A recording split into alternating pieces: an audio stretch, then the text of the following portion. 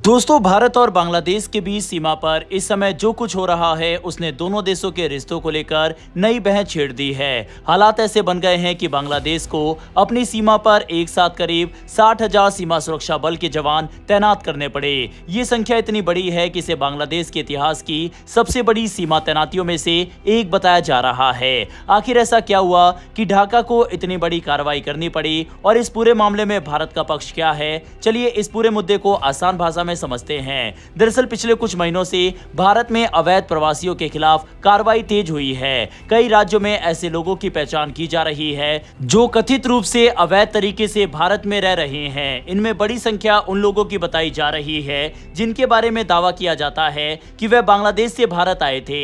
भारत का कहना है कि जिन लोगों की पहचान और जांच पूरी हो जाती है उन्हें वापस उनके देश भेजा जाना चाहिए, लेकिन यहीं से विवाद शुरू हो जाता है। हाल ही में पश्चिम बंगाल के कुछ सीमावर्ती इलाकों में ऐसी घटनाएं सामने आई जहां कुछ लोगों को सीमा के नजदीक लाया गया।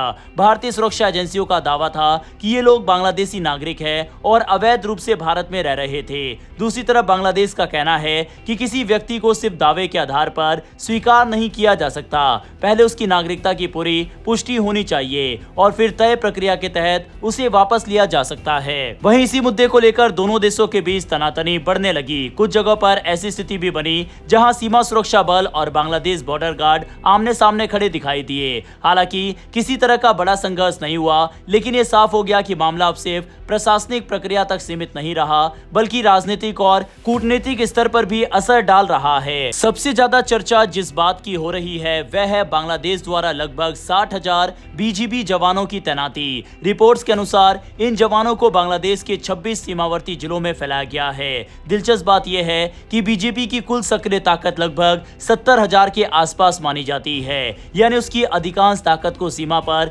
लगाया गया है। बांग्लादेशी मीडिया में इसे भारत की ओर से कथित तौर पर लोगों को सीमा पार भेजने की कोशिशों को रोकने के लिए उठाया गया कदम बताया जा रहा है। बांग्लादेश के कई अखबारों और सोशल मीडिया प्लेटफॉर्म्स पर लगातार ये नैरेटिव देखने को मिल रहा है कि उनकी सीमा सुरक्षा बल ने कई प्रयासों को विफल किया है। वहां के कुछ मीडिया संस्थानों ने इसे राष्ट्रीय सुरक्षा से जुड़ा बड़ा मुद्दा बताया है।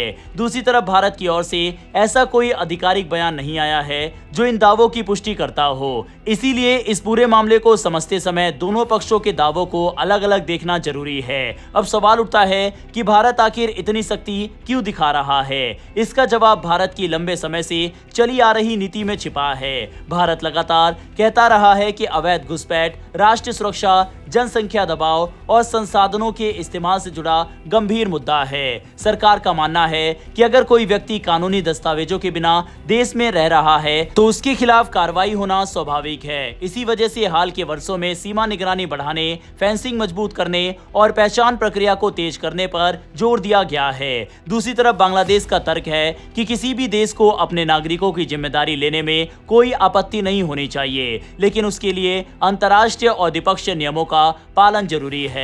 ढाका का कहना है कि पहले नागरिकता की पुष्टि होनी चाहिए, उसके बाद ही किसी व्यक्ति को वापस लिया जा सकता है। यही कारण है कि कई मामलों में प्रक्रिया लंबी खिंच जाती है और दोनों देशों के बीच मतभेद पैदा हो जाते हैं। इस पूरे विवाद का एक और महत्वपूर्ण पहलू है सीमा पर रहने वाले स्थानीय लोग। भारत और बांग्लादेश की सीमा हजारों किलोमीटर लंबी है और कई इलाकों में गांव सीमा के बेहद करीब बसे हुए हैं। ऐसे में जब भी सुरक्षा बलों की संख्या अचानक बढ़ती है उसका असर आम लोगों की जिंदगी पर भी पड़ता है। व्यापार, आवाजाही और रोजमर्रा की गतिविधियों पर भी इसका प्रभाव दिखाई देता है। एक्सपर्ट्स का मानना है कि ये मुद्दा केवल सुरक्षा का नहीं बल्कि आपसी विश्वास का भी है। भारत और बांग्लादेश पिछले कई वर्षों में व्यापार, कनेक्टिविटी और क्षेत्र सहयोग के मामले में काफी करीब आए थे।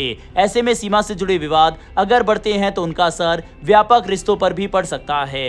यही वजह है कि दोनों देशों के अधिकारियों के बीच लगातार बातचीत जारी है। फिलहाल भारत का रुख साफ है कि अवैध प्रवास के खिलाफ कार्रवाई जारी रहेगी। वहीं बांग्लादेश भी सीमा पर अपनी सतर्कता कम करने के मूड में नहीं दिख रहा। ऐसे में आने वाले दिनों में दोनों देशों की सीमा सुरक्षा बलों और वरिष्ठ अधिकारियों की बैठकों पर सबकी नजर रहेगी। अगर बातचीत सफल रहती है तो तनाव कम हो सकता है, लेकिन अगर मतभेद बने रहते हैं तो सीमा पर ऐसी गतिविधियां और बढ़ सकती है।